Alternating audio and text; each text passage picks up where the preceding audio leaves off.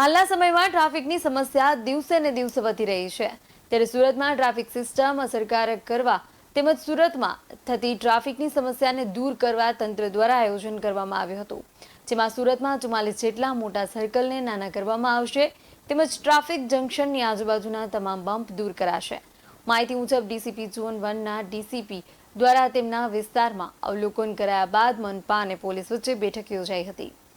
આજે ઝોન 1માં જેટલા પણ ટ્રાફિકના પોઈન્ટ છે, હેવી પોઈન્ટ છે અને જ્યાં જ્યાં ટ્રાફિક સિગ્નલ લગાડવાના છે કે લગાડી દીધા છે એ પોઈન્ટની વિઝિટ કરવામાં આવી। એમાં સૌથી હેવી જે ગણી શકાય કે પર્વત પાટિયા જે 5 રસ્તા છે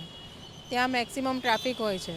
તો આ જગ્યા પર અમારા પીઆઈની સાથે વિઝિટ કરવામાં આવી અને જે જગ્યાએ જે પણ પ્રશ્નો છે, ટ્રાફિકની જે પણ સમસ્યાઓ છે,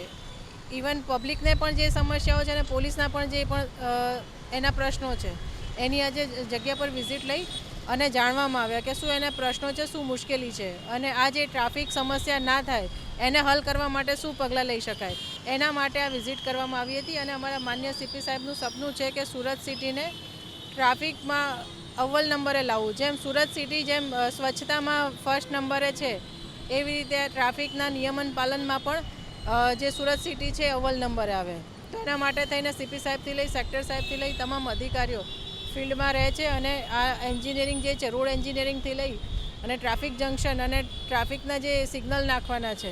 એનું કામગીરી જે ચાલુ છે ટ્રાફિક પોલીસની એમાં અમે લોકો સાથે રહીને મદદ કરીએ છીએ। વાહન ચાલકોને મારા તરફથી એ સંદેશો છે કે અત્યારે અમે જે મુહિમ ઉપાડી છે તો એને તમે સહકાર આપો। જ્યારે પણ સિગ્નલ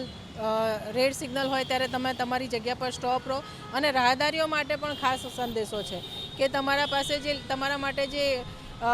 પટ્ટા લગાડવામાં આવે છે કે તમારા માટે જે લેન નક્કી કરો છે એની ઉપર તમે રોડ ક્રોસ કરો ને જ્યારે ટ્રાફિક બંધ હોય, જ્યારે સિગ્નલ બંધ હોય ત્યારે તમે રોડ ક્રોસ કરો, જ્યારે સિગ્નલ ચાલુ હોય અને વ્હીકલનો ફ્લો જતો હોય તો એ સમય થોડો સમય માટે ઊભા રહો। BS9 TV ન્યૂઝ સાથે પરેશ રાઠોડ, સુરત।